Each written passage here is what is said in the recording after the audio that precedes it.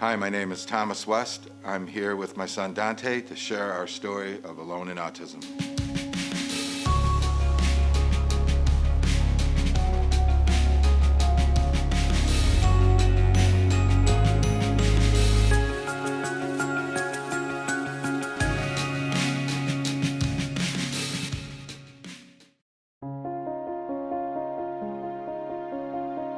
Being a strong person that I am, I went at the school district very hard, and I said, we are going to have to make some changes here.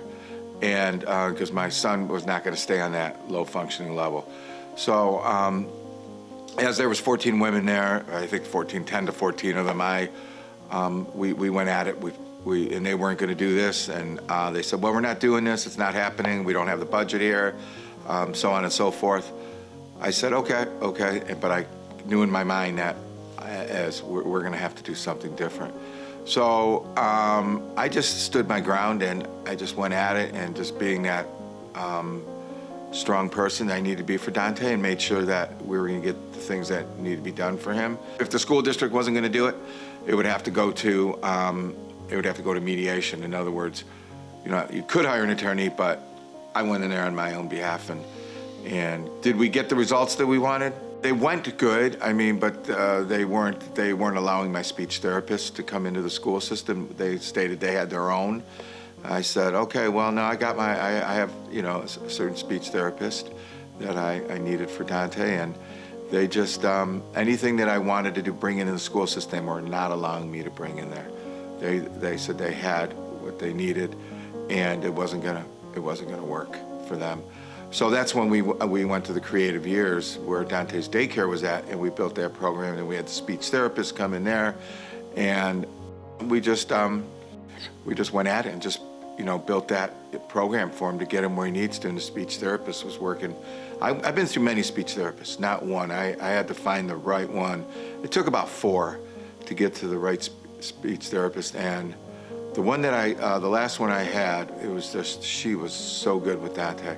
She was tough. She was a New Jersey girl that just got in his face and was just saying, listen to him babble, listen to him do this. And I just, I didn't really see it. I just didn't see it. And then after a while, I saw the gibberish, and I saw that he was starting to make little sounds. And those were really, kind of like, I wanted to hear him say the word dad, and I didn't think that was ever going to come.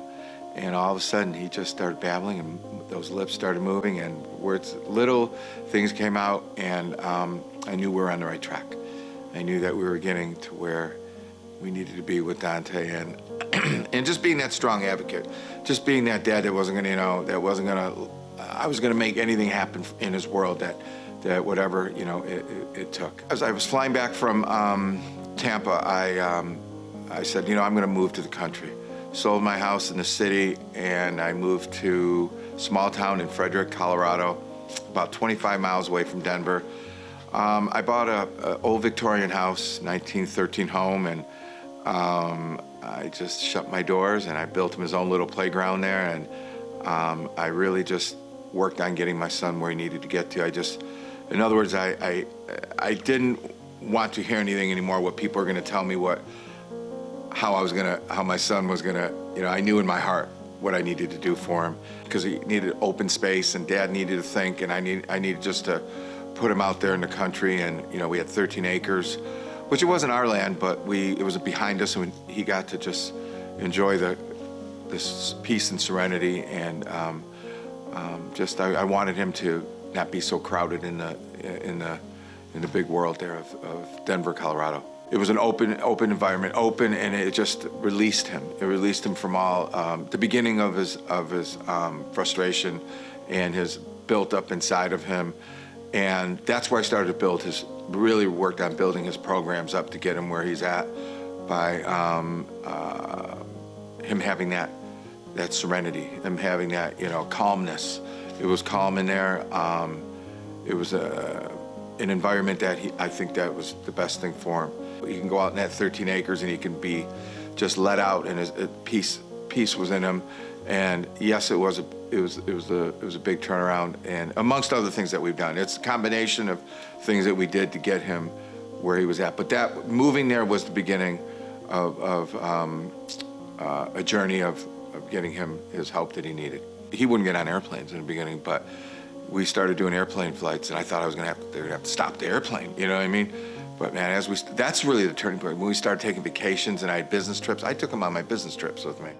And it was just, that was a opening point, because he started being around a lot of people, and I told him, we can't start up, we're in an airplane, and he understood me, and he didn't start up, you know, so everything was a beginning point of understanding that I can't have these meltdowns. The key thing was speech. Once he let that out, if I was to tell any parent anything, it's speech. I would tell them that you have to, if your son's nonverbal or your daughter's nonverbal, you have to get there. That's mandatory. Get a speech therapist to work on it so that they're bottled up, and they gotta let that out. And once they start letting it out, you'll see the meltdowns. And I'm not saying in every one, but as me being around the programs enough, I've watched how the good speech therapists, brought that out in the child, and then you see less meltdowns. But getting that school built was the big thing. It was a step ahead.